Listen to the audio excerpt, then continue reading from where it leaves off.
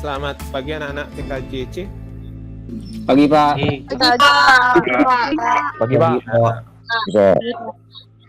Om Swastiastu ya. Om Swastiastu. Swastiastu Pak. Assalamualaikum bagi yang beragama lain, salam sejahtera bagi kita semua. Semoga kita dalam keadaan sehat selalu. Hari ini adalah hari pertama kita Pikon perdana. Mudah-mudahan semua berjalan lancar. Ya, kita berdoa bersama ya. Berdoa mulai. Ya, berdoa selesai.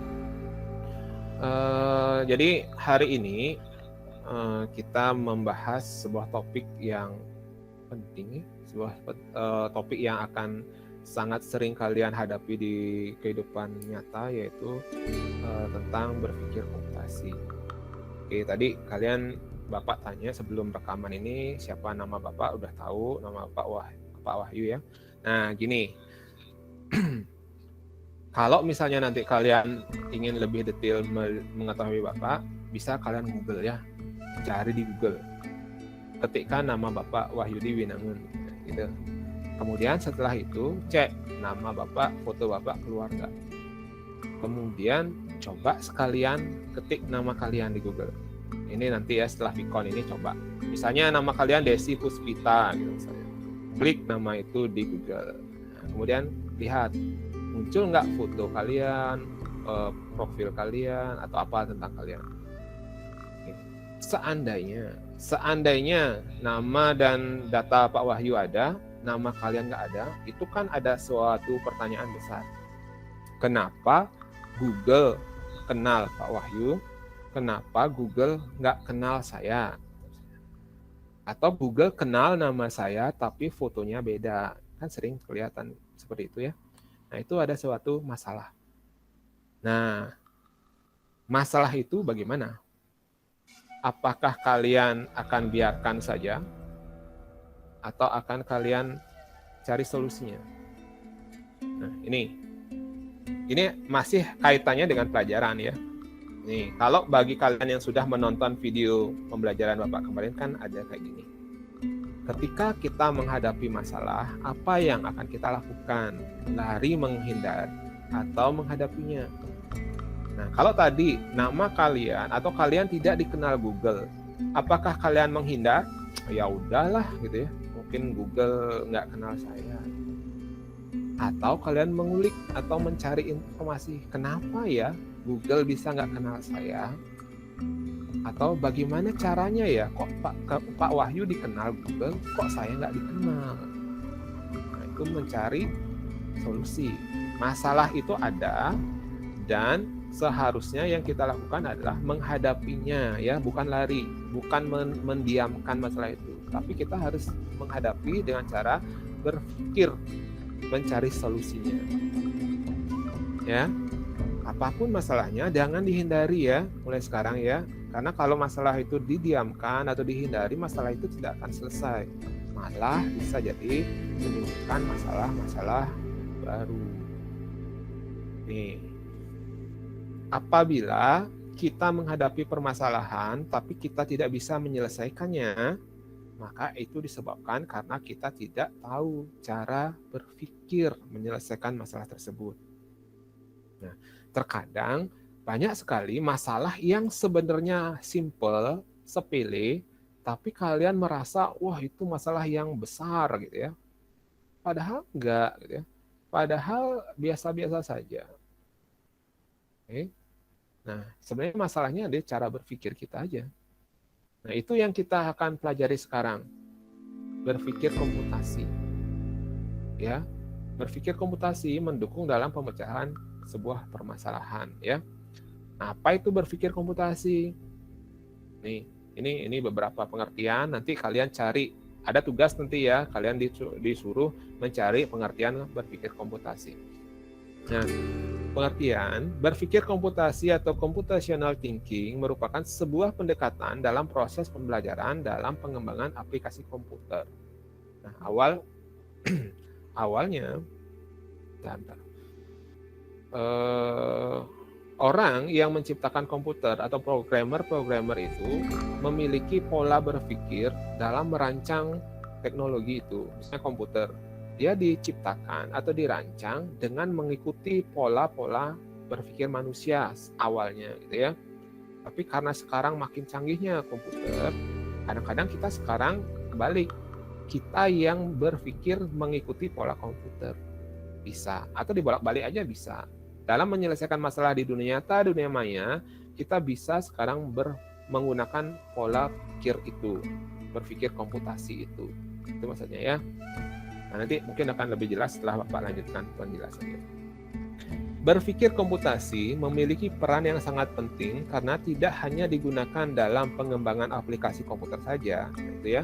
Jadi berpikir komputasi itu sekarang tidak hanya digunakan dalam mengembangkan aplikasi komputer, namun dapat digunakan untuk mendukung pemecahan masalah pada semua disiplin ilmu.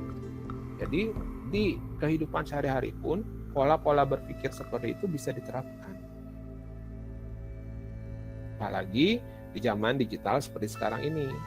Berpikir komputasi adalah sebuah teknik untuk memecahkan masalah yang sangat luas penerapannya.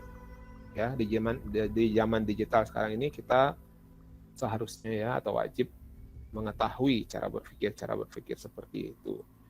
Kenapa? Agar otak kita terbiasa berpikir secara logis. Ada yang tahu logis itu apa? Yuk. Apa logis? Logika apa logika?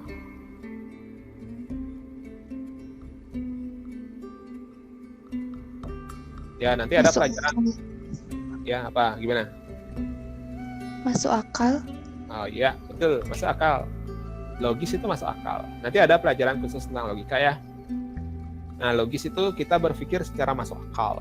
Ini masuk akal nggak? Gitu ya. Kemudian yang kreatif. Kreatif itu ya bisa diartikan cara yang tidak biasanya gitu ya. Biasanya gini, nah sekarang kita berpikir yang agak sedikit berbeda itu kreatif. Ya, misalnya kalian biasanya pakai sepatunya, kaosnya putih gitu, ya sekarang coba kaosnya yang pelangi gitu ya, itu kreatif namanya ya. Dan terstruktur. Terstruktur ini ada urutan-urutan, ada polanya. Nah, nanti ini kita berpikirnya terstruktur. Nah, contoh penemuan dengan cara berpikir komputasi. Misalnya kalkulator. Kita menggunakan kalkulator kan untuk menghitung ya. Menghitung.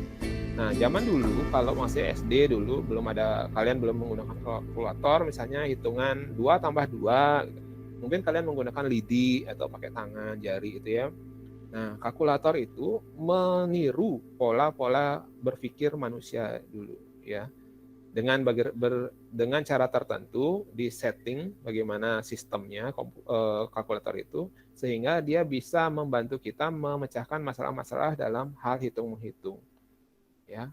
Maka kita sekarang kadang-kadang mengandalkan kalkulator atau HP kita untuk menghitung ya. Karena kita sudah makin males menghitung kan. Anggaplah kalian misalnya kayak ulangan biasanya. Ulangan 20 benar 15 dapat misalnya benar kali 5 gitu misalnya. Kalian hitung gitu. 15 kali 5 berapa? Padahal harusnya kalian bisa dulu. Sebelum ada kalkulator kan bisa hafal. Nah, sekarang kita sudah makin dimanja dengan teknologi ya. Tuh, kalkulator itu intinya kalkulator mengikuti pola-pola berpikir manusia. Nah, kalau kalian kurang paham dengan pola berpikir ini, nah kita coba contoh selanjutnya, belajar online. Nah, SD, SMP, mungkin kalian terbiasa belajar secara offline, ya, secara langsung di kelas. Tapi karena pandemi, tiba-tiba waktu SMP kelas 3 mungkin, atau SMK sekarang, kalian dipaksa belajar secara online. Nah, ketika pandemi, pembuat aplikasi itu berpikir keras bagaimana caranya selama pandemi atau selama belajar jarak jauh tetap bisa efektif. Nah, maka diciptakanlah aplikasi-aplikasi seperti Zoom, seperti Google Meet, dan lain-lain ya, ada Webex dan lain-lain. Nah, cara kerjanya kan mirip. Nah, ada misalnya ya, ada muridnya di sini kelihatan foto atau videonya, ada gurunya yang menjelaskan, ada kedengaran suara, ada kelihatan videonya, ada papan tulisnya. Kalau zaman dulu kalian lihat papan tulis, nah sekarang papan tulisnya itu layar. Kalau kalian mau bertanya bisa angkat tangan di aplikasi Zoom atau di Vicon kan bisa angkat tangan atau raise hand itu ya. Ya sebenarnya kan polanya sama kan? Polanya sama. Tinggal pola di kehidupan nyata itu dipindahkan ke dunia maya. Maka dari awal Bapak mengatakan sebenarnya polanya sama. Dunia nyata, dunia maya itu sama. Atau ini deh, paling gampang ini. Oke, Bapak sekarang coba nanya ya. Atau siapa yang sudah pernah belanja di Indomaret? Murah Jaya, coba ya Murah. Aktifin apa namanya mic-nya Murah. Iya Pak. Pernah belanja di misalnya Indomaret misalnya. Pernah belanja di Indomaret? Pernah Pak. Nah, coba yang lain juga bayangkan ya. Coba Ngurah sebutkan langkah-langkah kalau kamu tuh belanja di Indomaret. Apa yang pertama dilakukan? Apa yang kedua? Nah, gitu misalnya. Gimana caranya belanja di Indomaret? Langkah pertama tuh yang mencari barang yang kita inginkan.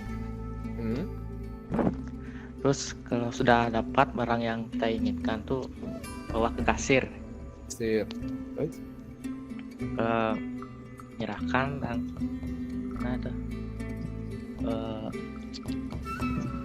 ya kasirnya nanti kasih tahu harganya berapa gitu.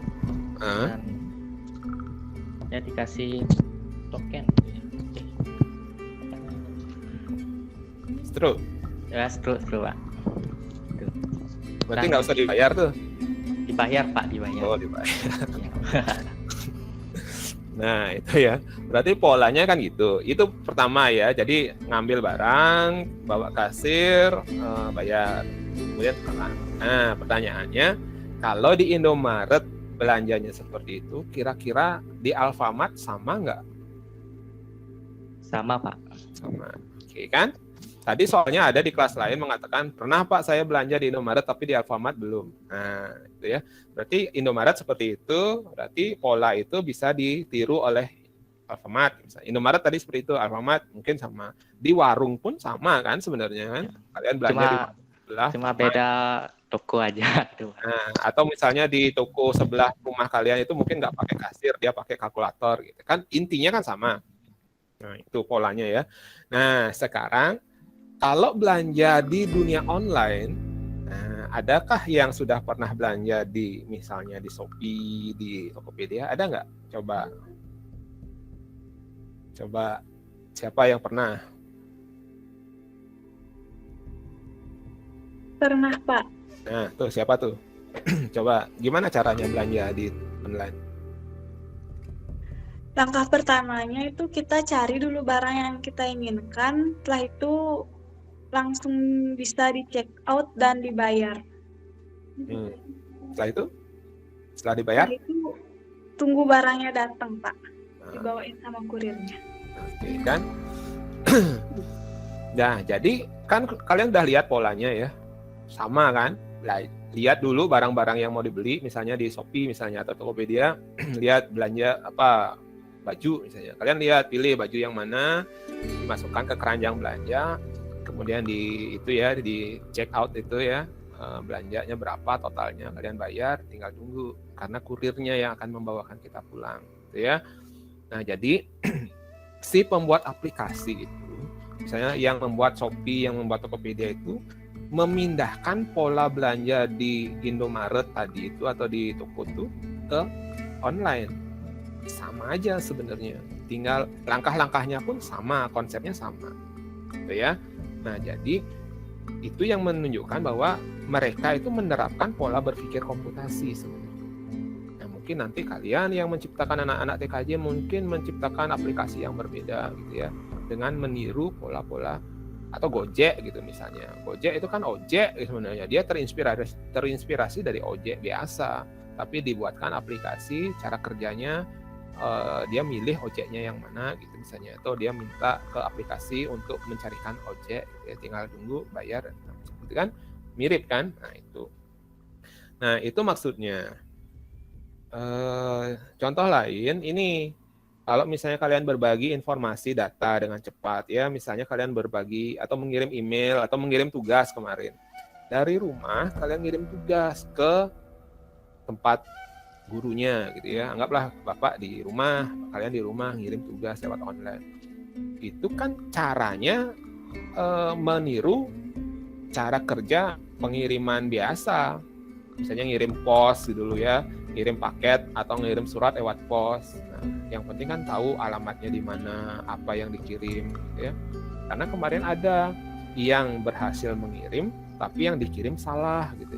Disuruh mengirim video, ternyata video drakor lain dikirim gitu misalnya ya. Nah, itu kan salah kirim. Nah, bisa aja jadi gitu karena yang dikirim salah. Atau salah alamat kan bisa dikirim ke guru lain misalnya. Bisa. Kemarin Bapak membuatkan form untuk mengabsen Zoom YouTube itu ya, nonton YouTube itu ada kelas-kelas lain yang ngirim ke kelas Bapak. Berarti itu salah alamat. Nah, itu ya. Nah, jadi pola-pola berpikir seperti itu bisa kita pikirkan dan bisa kita ikuti ya. Nah, sampai di sini paham ya? Ngerti kan? Ngerti. Ya, Ngerti, Pak. ya gampang Ngerti, ya. Pak. Ngerti aja, Pak Dewi. Mengerti, Pak. Nah, Ngerti, Pak. ya. Nah, dalam hal ini kita perlu ada 4 keterampilan utama dalam berpikir atau pola berpikir komputasi ini ya. Yang pertama namanya dekomposisi. Kemudian namanya yang kedua adalah rekognisi atau pengenalan pola. Yang ketiga itu abstraksi. Yang keempat algoritma. Nah, nanti setelah ini Bapak akan kasih tugas kalian untuk mencari contoh-contoh lain. Bapak setelah ini akan berikan contohnya, tapi nanti tugas kalian mencari contoh lainnya ya. Nah, agar kalian makin ngerti, coba perhatikan dulu agar bisa nyari contoh lainnya. Yang pertama, dekomposisi. Dekomposisi itu artinya keterampilan untuk memecahkan masalah menjadi komponen-komponen yang lebih kecil agar bisa diselesaikan dengan lebih mudah. Jadi intinya ada masalah besar. Kalian coba pecahkan dia menjadi bagian-bagian lebih kecil. Gitu ya. Nah, gini ya, ada masalah, kemudian pecah, nanti ditarik solusi. Atau yang lebih gampang, ini contohnya kemarin. Kalau kalian udah nonton video ini pasti ngerti. Guru memberikan tugas kelompok. Tugasnya ada 4, sementara anggota kelompok ada 4. Nah, biar lebih efektif, bagi aja tugas itu. Si A ngerjakan soal 1, si B soal 2, si C soal 3, si D soal 4. Masing-masing ngerjakan, setelah selesai dikumpulkan. Maka waktu akan semakin efektif. Kalau kalian mengerjakan 1 orang 4 soal mungkin berat, waktu kalian mungkin berjam-jam gitu misalnya. Tapi kalau misalnya dibagi-bagi seperti ini kan lebih ringan jadinya. Ya. Jadi masalah besarnya dikecilkan. Atau ini, kalian punya waktu 1 minggu untuk menyelesaikan membaca 6 buku. Kalau yang dipikir, wah 6 buku banyak sekali gitu ya.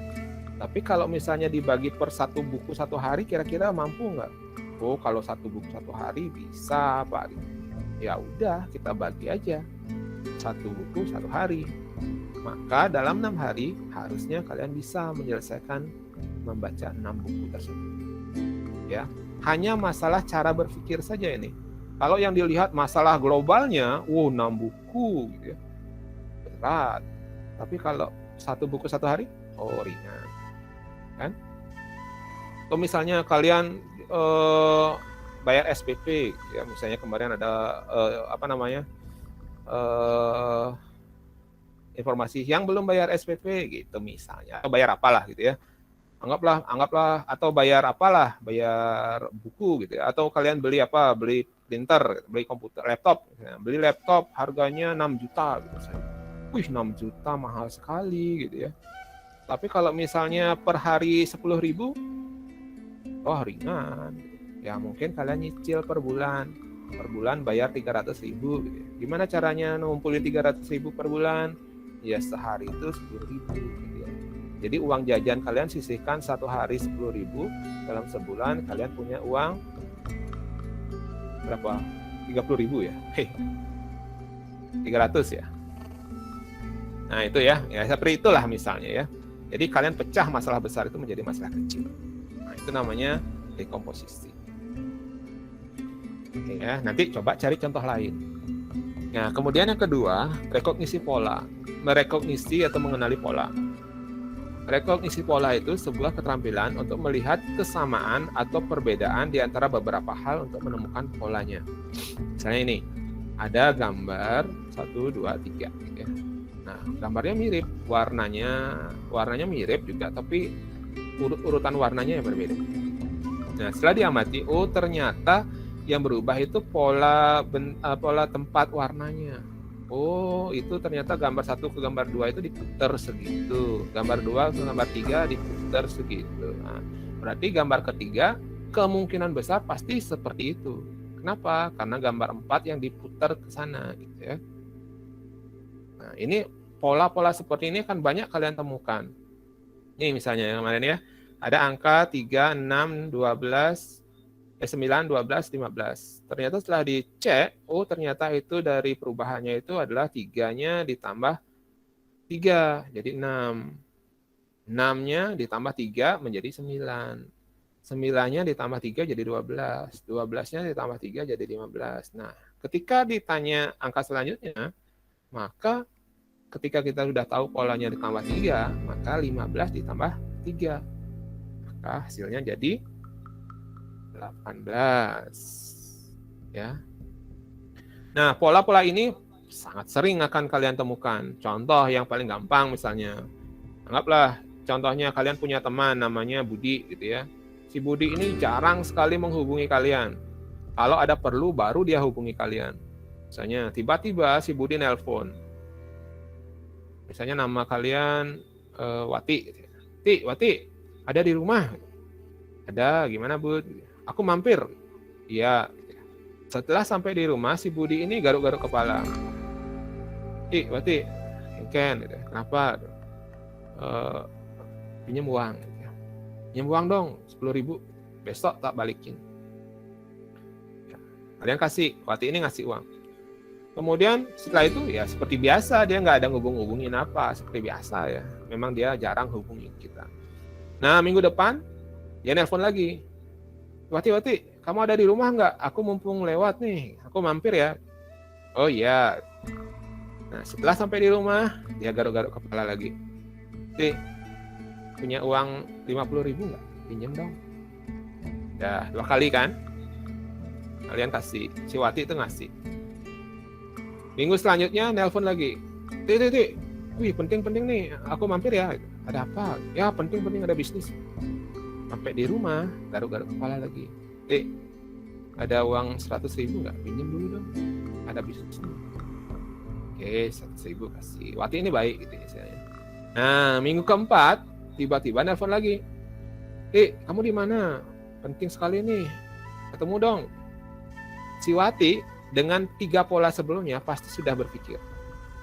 Nih si Budi ini pasti pinjam uang lagi kan? Bisa jadi jawaban si Wati adalah gini. Berapa? Kamu butuh uang berapa sekarang? Kamu tahu aja gitu ya. Iya tahulah gitu ya. Karena polanya udah tahu. Gitu kan? Atau mungkin kalian di rumah. Seperti itu. Kalau nggak ada pentingnya, nggak nyapa orang tua gitu ya. Begitu ada maunya, baru dirayu-rayu ajiknya, bapaknya, ibunya gitu ya. Tiba-tiba rajin, nyapu gitu ya. Ternyata ada maunya. Orang tua kadang-kadang udah ngerti. Kenapa ngerti? Karena ada polanya. Ya, paham ya sampai sini ya? Paham, Pak. Paham, Pak. Kalau senyum-senyum sendiri mendengar itu kemungkinannya 1 masuk akal, 2 memang seperti itu kebiasaan kalian.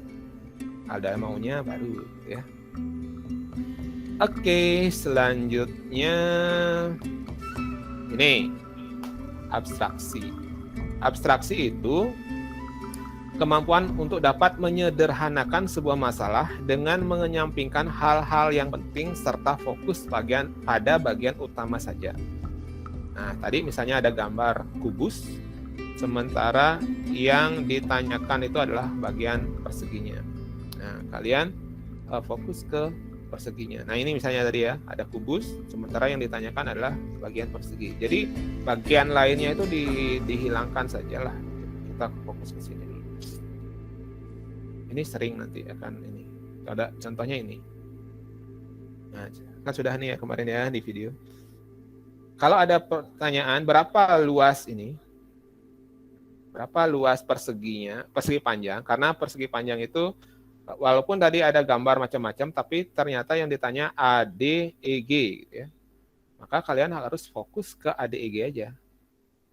Lupakan dulu warna gambar itu, ya. Lupakan F-nya, BF-nya, lupakan C-nya, lupakan saja dulu. Oke. Nah, ini berarti kalian lihat ADEG persegi panjang. Gimana rumus luas persegi panjang? Ternyata panjang kali lebar. Nah, berapa panjangnya? Ya kalian lihat, mana namanya panjang? Oh, ini namanya panjang. Ini tambah ini tambah ini panjang. Lebarnya mana? Ini. Berapa ini? Ya ini kan persegi panjangnya sama, atas sama sampingnya sama. 5 juga. Jadi 15 kali 5. Tuh. Maka selesailah permasalahan itu. Atau contohnya kalau misalnya kesehariannya gimana Pak? Contohnya ya karena kita fokus ke satu masalah saja. Misalnya gini contohnya. Kalian misalnya di jalan berboncengan sama teman. Tiba-tiba ban motor kalian itu kempes. Nah, teman kalian bertanya, kayaknya kok gini jalan motornya gitu ya. Cek, wah bannya kempes. Gitu. Kemudian temannya bertanya, kok bisa kempes? Kok kempes bannya? Gitu. Kemudian temannya jawab, iya kayaknya belum disamsat. Gitu. Coba cek ininya STNK-nya kayaknya belum disamsat, makanya kempes. Apakah itu menjawab? Tidak. Tidak. Wah, banyak kempes gara-gara spionnya cuma satu, cuma yang di kiri, yang di kanan nggak dipasang. Ya kan nggak nyambung. Atau bensinnya coba habis kayaknya, ya nggak nyambung. Kalau mati motor gara-gara mungkin bensin habis, ya. Tapi kalau ban kempes, tapi yang dicek adalah bensin, itu salah, kan? Nah, ketika bannya kempes, kalian fokus ke bagian roda itu aja, bagian ban. Misalnya kalian cari, oh ada paku mungkin, pakunya di sebelah mana ya, gitu ya, cabut dulu gitu misalnya. Atau gimana langkah selanjutnya. Jadi kalian fokus ke satu masalah yang detail itu. Jangan melebar gitu ya. Kadang-kadang kita sering sekali mendebatkan masalah lain yang tidak penting untuk menyelesaikan satu masalah yang sebenarnya tidak rumit. Tuh ya, di rumah tuh sering tuh. Misalnya kalian mecahin piring satu gitu ya. Kemudian orang tuanya marah-marahnya mengungkit-ungkit masalah lain gitu ya. Kamu sih gini, waktu kecil gini. Nah, itu kan nggak nyambung ya. Masalahnya piring pecah. Tadi kenapa piringnya bisa pecah? Gitu, harusnya itu. Setelah pecah gimana? Ya, rapiin atau gimana? Gitu ya. Atau misalnya bak kamar mandi bocor, kalian disuruh benerin, ya harusnya fokus di bak aja, jangan mikirin pintu kamar mandi, jangan mikirin tempat gantung baju di kamar mandi. Itu mungkin masalah intinya nggak akan selesai. Nah, selanjutnya yang keempat ada namanya algoritma. Algoritma ini kemampuan untuk merancang dan memahami sebuah instruksi berupa langkah-langkah untuk menyelesaikan sebuah masalah. Jadi kata kunci algoritma itu langkah ya, urutan kerja. Ya, algoritma itu urutan kerja. Langkah pertama apa? Sama kayak tadi belanja di Indomaret itu, langkah-langkahnya gimana? Itu algoritma namanya. Apakah ambil barang dulu baru ke kasir? Apa ke kasir dulu baru ambil barang? Kan? Itu algoritma kan? Nah, algoritma itu kayak kemarin misalnya di kelas lain ada yang bertanya, gimana Pak caranya ngirim tugas video di Classroom? Nah, algoritmanya ya pertama cari tombol itu kan, tombol tambah tugas, kemudian cari tugasnya di mana, lalu kirim. Kalau misalnya mau tambahkan komentar, kan itu algoritma namanya. Kalau pola, kadang-kadang Bapak jawab gini kemarin, pernah nggak kamu mengirim foto atau video di WA, di Instagram, di Facebook? Pernah, Pak? Ya berarti polanya sama. Kalau kalian sudah bisa mengirim video atau foto di aplikasi lain, harusnya di Classroom bisa. Kenapa? Polanya sama. Algoritmanya gimana? Algoritma itu langkah yang tadi. Pilih ini dulu, pilih ini dulu, pilih ini dulu. Itu namanya algoritma. Ya. Nah, kalau kalian masih bingung juga algoritma itu gimana, coba lihat kemasan mie aja. Mie instan. Indomie, Sarimi gitu kan, paling gampang itu kan. Di belakangnya coba lihat, itu kan ada urut-urutan cara memasaknya. Apa yang harus dilakukan pertama, apa yang harus dilakukan kedua, dan selanjutnya. Misalnya, kalau kalian salah, bisa hasilnya salah kan. Sama seperti kalian disuruh masak mie goreng. Kalau kalian tidak baca cara masak mie goreng, atau pertama kali kalian masak mie goreng, bisa jadi kalian ambil penggorengan, ambil minyak goreng, hidupin kompor, tunggu minyaknya mendidih, masukkan mie, digoreng mie. Bisa jadi seperti itu. Kan mie goreng, Pak. Gitu ya. Mie rebus gitu ya. Ternyata cara buat mie goreng itu direbus. Nah, itu ya. Ketika kalian salah melakukan instruksi, bisa jadi hasilnya salah. Nah, sebaiknya instruksi itu atau langkah itu dipilih adalah instruksi yang sederhana, namun mudah dipahami dan mudah dilakukan. Ya, mudah dipahami dan mudah dilakukan. Nah, aplikasi-aplikasi yang kalian pakai biasanya adalah sudah menerapkan algoritma yang paling simple. Jadi aplikasi yang kayak WA gitu misalnya kan udah gampang sekali, ngirim gambar gimana, ngirim pesan, ngirim suara gimana kan sudah gampang. Memang disetting sesederhana mungkin agar orang lain banyak yang bisa menggunakan. Itu maksudnya ya. Nanti kalau kalian misalnya buat aplikasi, anak TKJ buat aplikasi ya, buatlah algoritmanya yang sangat sederhana. Maka akan diminati. Nah, kadang-kadang di satu masalah itu akan menemukan atau memiliki satu atau lebih langkah cara ya. Misalnya dalam cara makan. Dalam makan ini akan kalian menemukan mungkin beberapa cara makan. Misalnya ambil makan dulu, apa cuci tangan dulu. Cuci tangan dulu, ambil piring, ambil minum, makan. Atau cuci tangan dulu, ambil piring, cuci piring, makan buah dulu, makan nasi dulu, atau makan nasi dulu baru makan buah. Nah, itu algoritma, urut-urutan lagi. Nah, sekali lagi, kalau bisa pilih urutan yang paling sederhana, paling mudah dilakukan dan hasilnya paling baik. Contohnya gini ya, misalnya kalau kalian disuruh membuat contoh, kalian ke sekolah, misalnya di hari Senin menggunakan jalan pertama. Ternyata setelah dihitung atau setelah dievaluasi, ternyata membutuhkan waktu 1 jam. Wah, lama nih. Kemudian hari Selasa kalian coba jalan lain. Di jalan lain itu, ternyata waktunya 30 menit. Nah, mungkin jalan kedua itu lebih sepi. Ya. Jalan pertama tadi ramai. Jalan ketiga, ternyata waktunya cuma 15 menit. Ya, karena di sana ternyata ada jembatan baru, jalannya masih mulus, belum banyak yang pakai, akhirnya kalian bisa ngebut lewat jalur itu. Akhirnya waktunya cuma 15 menit ke sekolah. Jalur keempat, hari Kamis misalnya kalian coba ternyata 1,5 jam gitu ya. Karena di sana ada jalan berlubang, ada orang kerja adat, ada banyak sekolah yang macet gitu misalnya. Nah, setelah dari 4 percobaan itu kalian bisa evaluasi langkah mana yang paling efisien. Misalnya langkah ketiga ya, jalan yang kalian tempuh hari Rabu itu waktunya hanya 15 menit misalnya. Ya udah, untuk selanjutnya kalian pilih itu aja. Nah, itu kan cara berpikir lagi kan. Nah, pokoknya di pelajaran kita pertama ini kalian dilatih untuk berpikir gitu ya. Berpikir yang efektif, yang efisien, bagaimana caranya berpikir yang komputasi gitu ya. berpikir komputasional. Oke, dan ini harus dilatih ya, karena semakin sering kalian latihan akan semakin mengenal pola-pola tadi. Apakah pola menyederhanakannya, apakah mengetahui polanya, apakah fokus ke satu masalah utamanya, atau ke langkah-langkah yang terefektif. Nah, itu perlu latihan. Ya. Sampai di sini ada pertanyaan? Tidak. Tidak, Pak. Apa? Tidak. Tidak, Pak.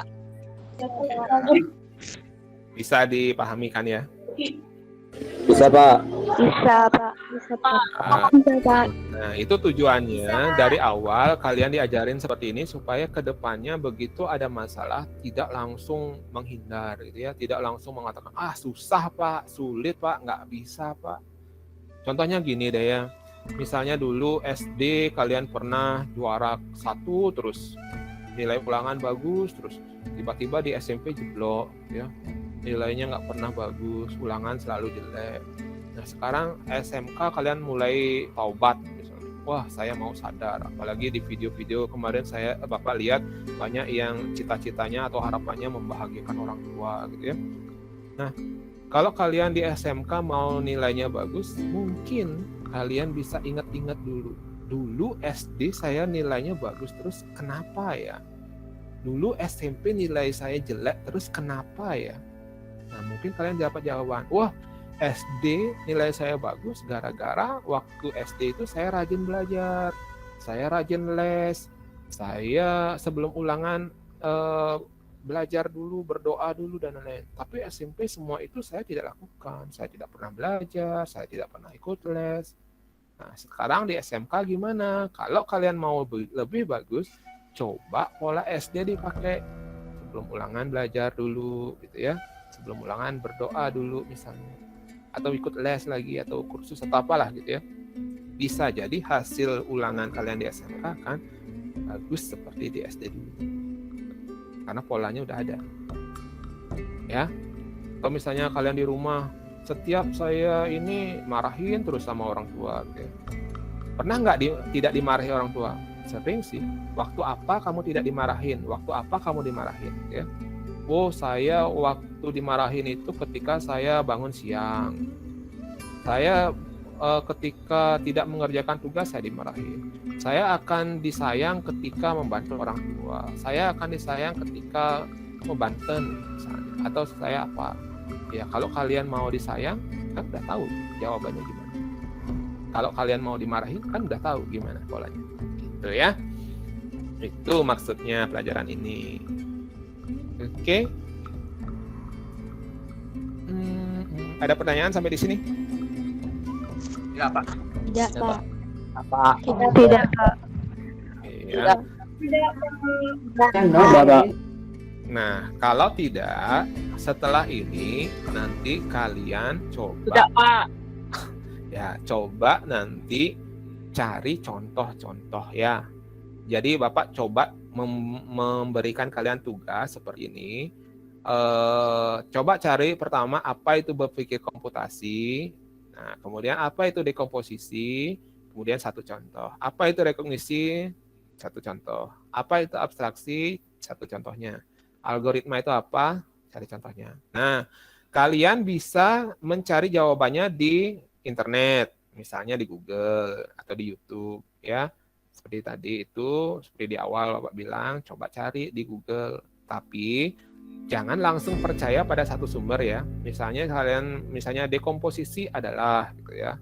Nah, kalian lihat, oh dekomposisi di sumber satu menyatakan ini, di sumber kedua menyatakan ini, di sumber ketiga menyatakan ini. Nah, coba kalian rangkai itu, ramu itu menjadi jawaban sesuai dengan jawaban kalian. Ya, jadi jangan mentah-mentah pertama dapat artikel di Wikipedia misalnya ini langsung disalin itu gitu ya. Ya coba cari yang lain. Tujuannya kenapa Bapak memberi tugas ini agar kalian semakin paham, itu aja sebenarnya. Jangan membuat tugas ini hanya untuk menyenangkan guru. Atau wah, saya membuat tugas ini biar Pak Wahyunya makin paham materi. Ya, Bapak lumayan sudah paham ini. Yang masalah kan kalian, sudah paham nggak kalian ini? Ya. agar semakin paham Bapak kasih tugas ini. Tuh. Nah, nanti kalian tulis saja di kertas, sekalian latihan nulis lagi, siapa tahu berapa bulan ini kalian nggak pernah nulis mungkin ya. Tulis, kemudian nanti difoto atau di scan, dikirim ke classroom lagi. Nanti setelah ini Bapak buatkan tugasnya di classroom. Nanti kalian tanggapi di sana. Ya, waktunya sampai 3 hari ke depan. Jadi Bapak kasih waktu 3 hari untuk mengerjakan tugas ini. Oke? Ada pertanyaan terkait tugas? Tidak, Pak. Tidak, Pak. Tidak, Pak. Usahakan kerjakan ya, usahakan kerjakan sendiri. Coba, artinya ini tugas untuk kalian ya. Jangan tugas-tugasnya disalin, yang penting buat, gitu. Jangan. Bapak nggak suka gitu ya. Yang penting kalian ngumpul, padahal kalian nggak ngerti. Lebih baik kalian berusaha dan akhirnya ngerti. Karena ini sekali lagi materi yang akan sangat sering kalian pakai ya. Ini dasarnya, berpikir komputasi ini dasar. Makanya di awal diberikan. Ya. Nah, sekali lagi pelajaran informatika juga adalah pelajaran yang sangat kekinian yang akan berguna sekarang dan masa depan. Jadi tolong dikerjakan. Oke, kalau tidak ada pertanyaan, yang belum absen di komentar silahkan absen dulu. Absen dengan pola seperti teman-temannya tadi, nama, nomor absen. Kalau sudah, nanti boleh tinggalkan ruangan. Untuk hari ini Bapak cukupkan dulu. Kalau nggak ada pertanyaan, Bapak cukupkan. Untuk minggu depan, tunggu informasinya dari Bapak, apakah kita akan VCon atau mungkin diganti dengan teknis lain. Nanti kita umumkan ya. Terima kasih atas kehadiran dan keikutsertaan kalian hari ini. Kelas TKJC lumayan sangat bagus ya, sudah banyak, lebih dari 30 orang yang sudah gabung. Sekali lagi terima kasih, mohon maaf kalau misalnya ada kata-kata Bapak yang kurang berkenan. Sekali lagi Bapak minta maaf, dan kalian tetap bisa komentar atau saran kritik Bapak tetap dulu ya. Kalau tidak ada pertanyaan, Bapak akhiri saja. Bisa diakhiri ya? Bisa, Pak. Terima kasih, Pak. Terima kasih, Pak. Karena tadi Bapak awali dengan salam pembuka Om Swastiastu, sekarang Bapak akhiri dengan salam Santi. Om Santi Santi Santi. Oh,